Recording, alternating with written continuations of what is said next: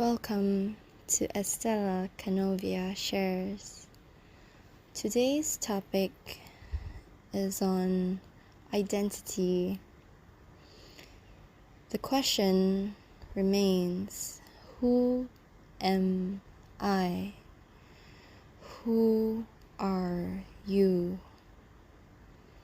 Now, in most spiritual communities, teachers, gurus, practitioners, facilitators in this field would say something along the lines of, you are God, you are a child of God, you are connected with Spirit, you are a part of Source, you are all that is. And my favorite explanation comes from Eckhart Tolle. We are the spaciousness that holds and encompasses our human selves. If you ask me, I'd say that I have a temporary identity, which is my human self, my human psyche, my personality. If you study astrology, it'd be things like the moon, the ascendant, the sun,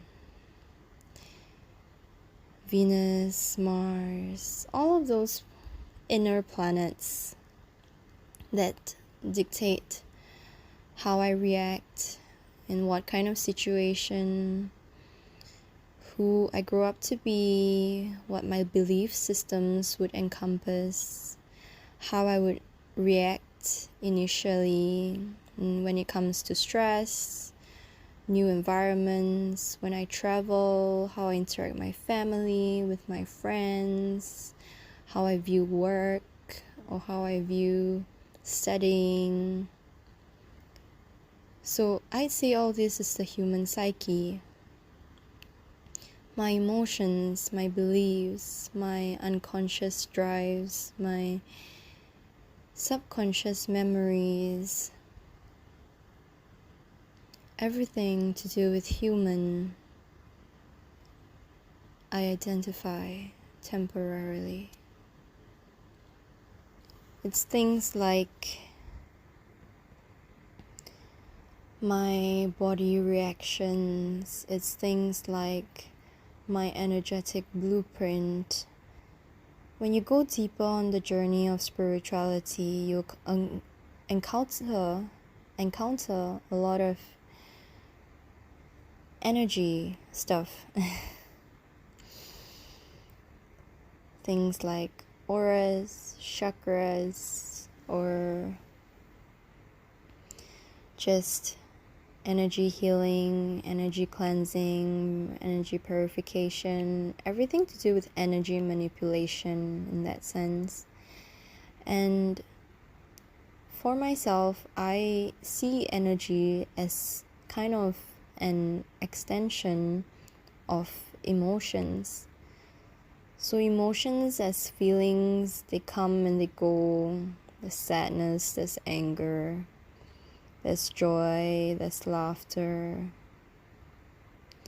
And as an extension of things like energetic vibrations, what you attract into your circle, I believe in these things as a form of energy.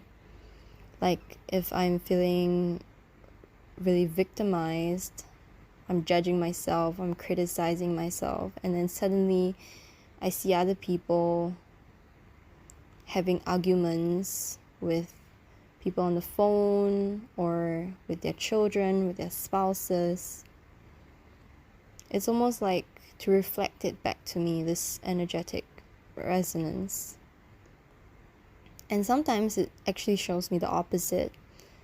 Like if I'm really sad and suddenly I see a lovey-dovey couple or a parent nurturing a child, Well, it really depends, because sometimes, even though I feel sad, internally there is a state of calm.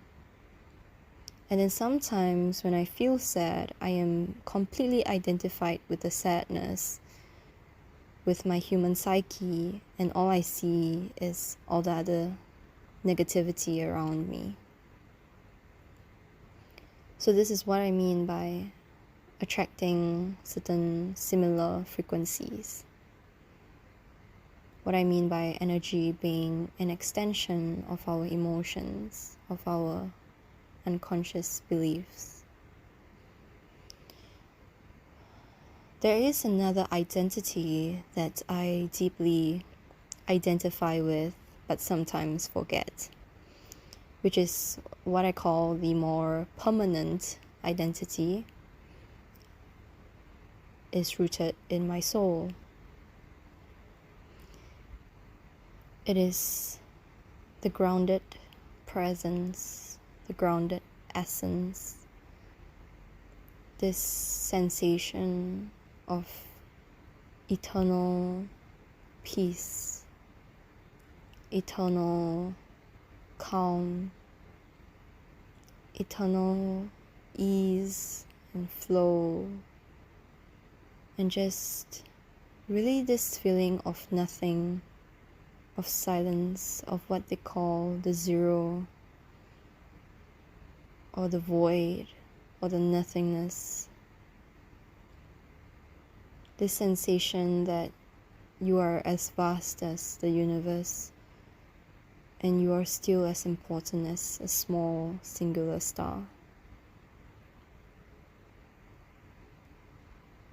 I believe that my rooted identity, permanent identity, is an eternal soul, one that never actually dies, but is continuously on the road of growth and evolution through my various lifetime experiences of being a human or being something else entirely.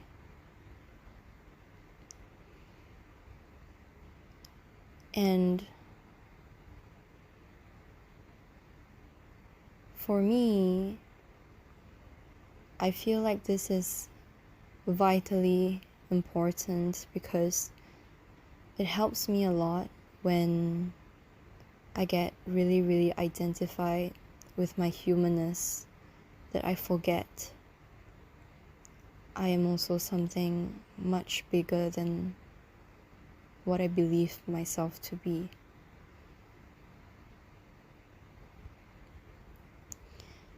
And the reason why I have touched on this topic today is simply to plant a seed in you as you're going through this journey of self-realization, to maybe come to a stage to see that all of your human experiences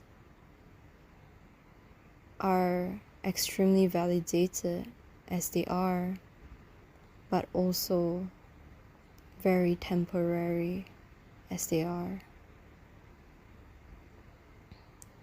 And also come to this realization that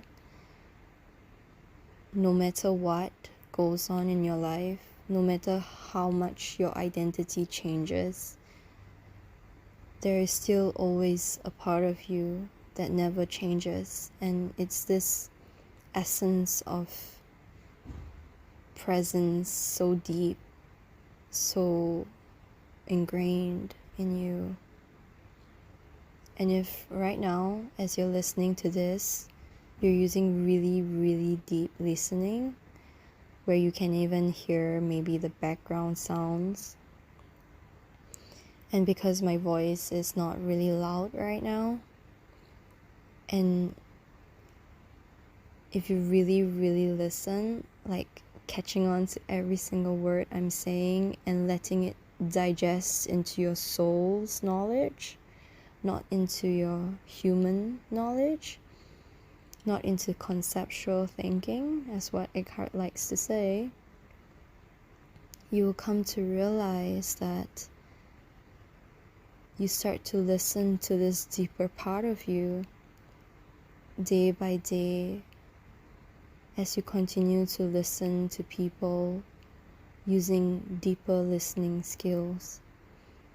It's originally how I started to practice listening to my soul as well.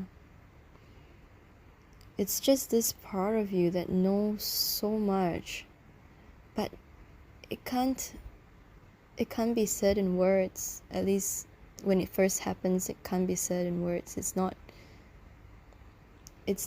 comprehensible by the mind enough to be said in words. But you just know, just have this really deep inner knowing of certain things in your life. You don't know how to explain it, but you just know. And as you continue to listen to that day by day, in and out, years pass, months pass, and suddenly one day you realize you've been practicing presence. You've been bringing more and more consciousness into your life simply by listening deeply. And when you go deeper into listening, you start to see that even though people are telling you one thing, you notice that the emotion that drives them is another thing, or maybe their intention is another thing, or maybe they're seeking some form of validation or approval as they are ranting or sharing something. Or maybe you sense an even deeper realization, insight, or a certain sense of revelation as you're listening, and it just clicks.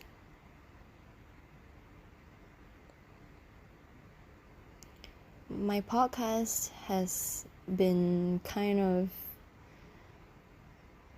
varying between spiritual, psychological, and ultimately my intention for this podcast is to build up presence within the listeners. So all of you who have been listening or are listening or used to listen,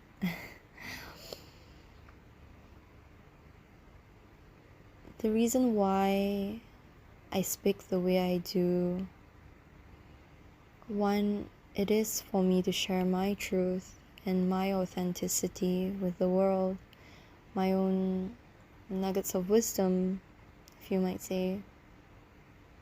But on the other hand, it's also to build up presence within each and every one of you. Because I understand that presence it's not the easiest thing to be built if the person that you're speaking to has not started to embody the essence of who they are. And there are many human beings on this planet right now who have yet to. And I can even straightforwardly say that there are spiritual teachers out there who do not embody presence, unfortunately. They might have a vast knowledge and experience in the spiritual realm. They might have a lot of psychic gifts. However, someone with presence is infinitely different. You can sense it with your own soul, because presence is very, very deeply ingrained in you. It's literally your core of who you are. It's your spirit. It's this space within you that is so acutely aware and that knows everything, but at the same time knows nothing. And it informs you, it encompasses you when you take the time to slow down, breathe, become aware.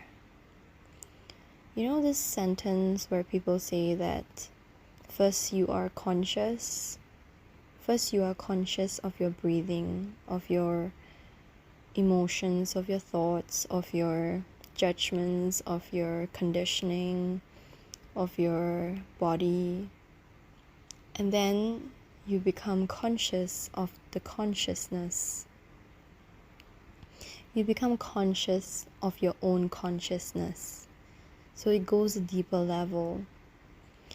And ultimately, when you go even deeper than that, when you transcend all of that and you embody your presence, you bring it into your daily life, you bring it into who you are, you realize that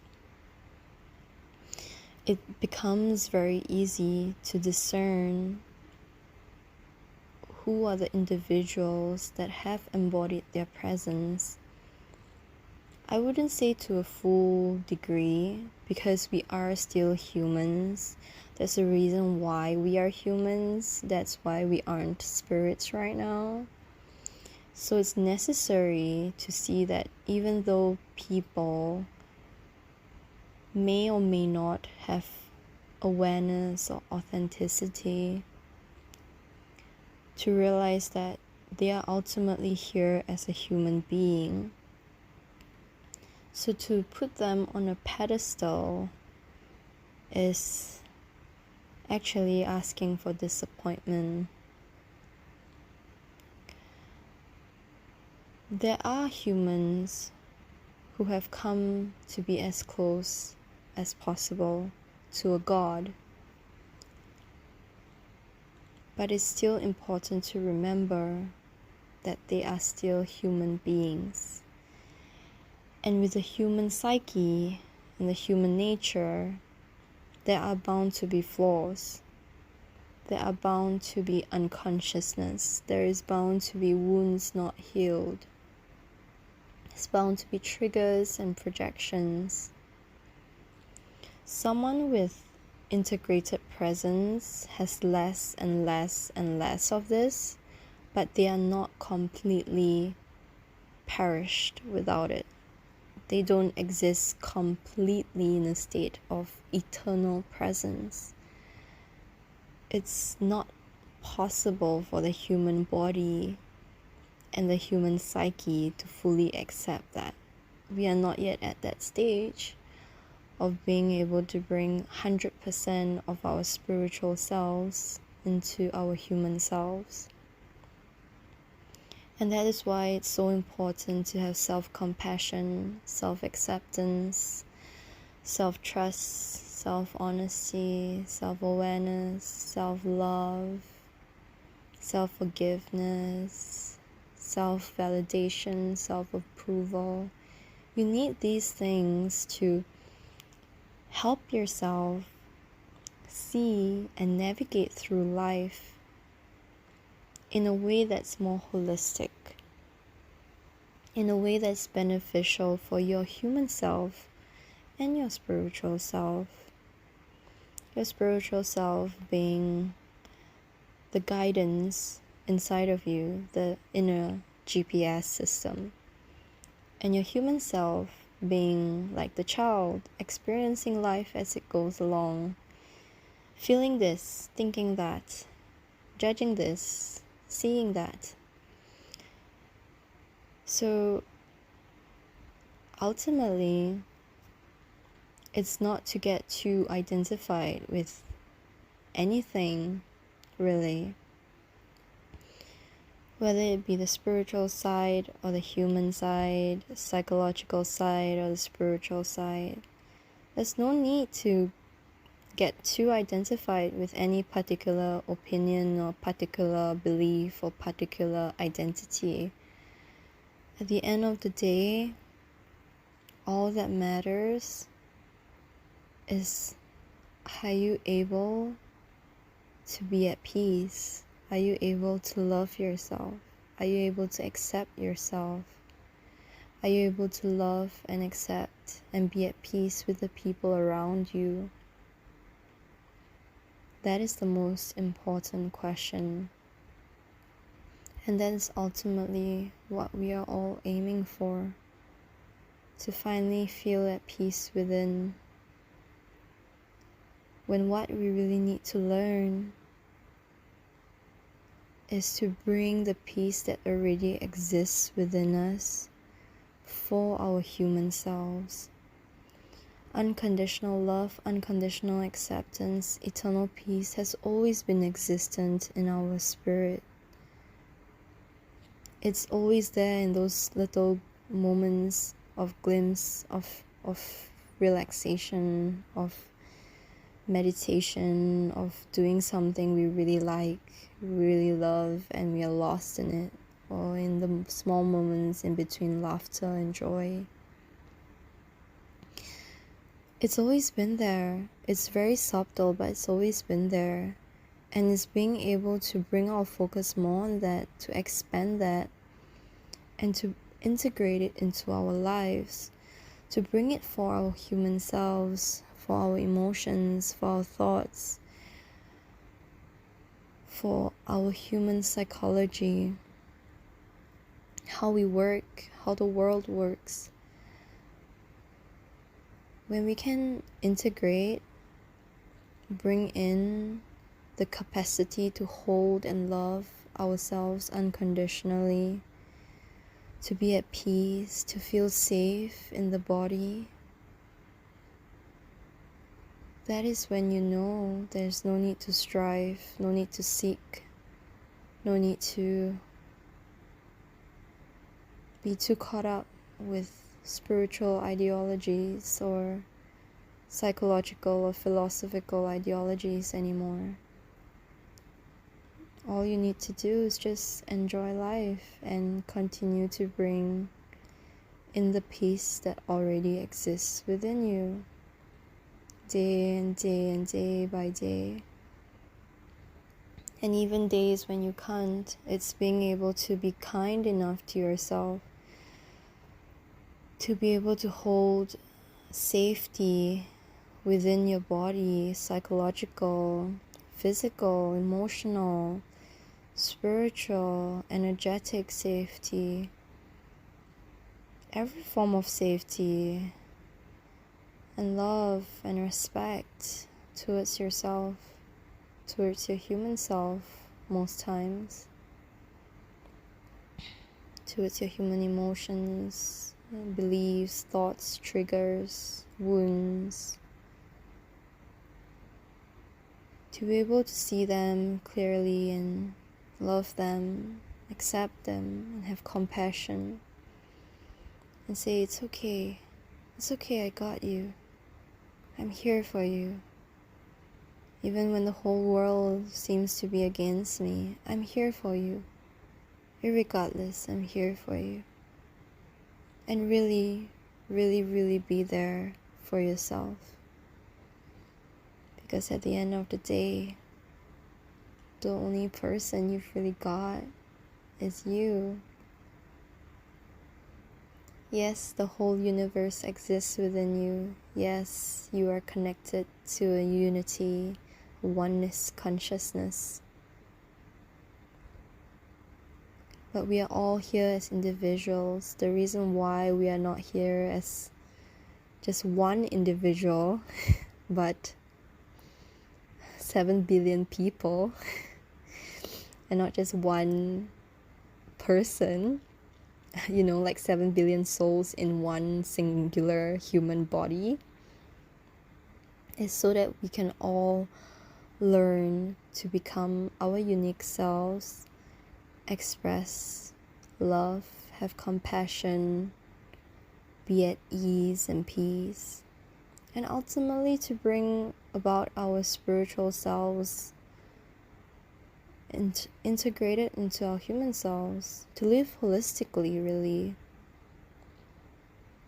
however it means for you, because what it means for me holistically, what it means for me healthily, can mean an entirely different thing for you. There is no one size fits all at all, and there is no one individual spiritual teacher that's exactly like another. We are all unique. We all have our own signature. It's the same for artists, designers, coding. Not really sure how that works. But understand that we all have our own unique selves, even on the soul level, which means that all we need to do really is love ourselves and accept ourselves, have compassion, have peace. It's not that difficult. As you're listening to this, breathing consciously, listening deeply, feeling like maybe you're in a trance, feeling like maybe you're sleepy or relaxed, or maybe even feeling a little agitated, triggered by the things that I might be saying. Like, how can she think like that?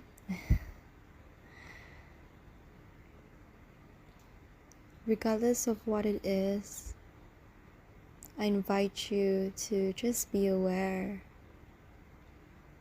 Just notice. Because it just takes this 1 second to feel the essence of who you are. And it's really not that difficult. It's difficult maintaining, but in this 1 second, it's not that difficult.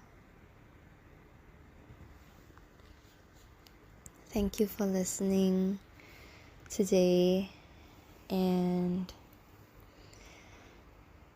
again, as I end off with Ho'oponopono, I'm sorry, please forgive me, thank you, and I love you.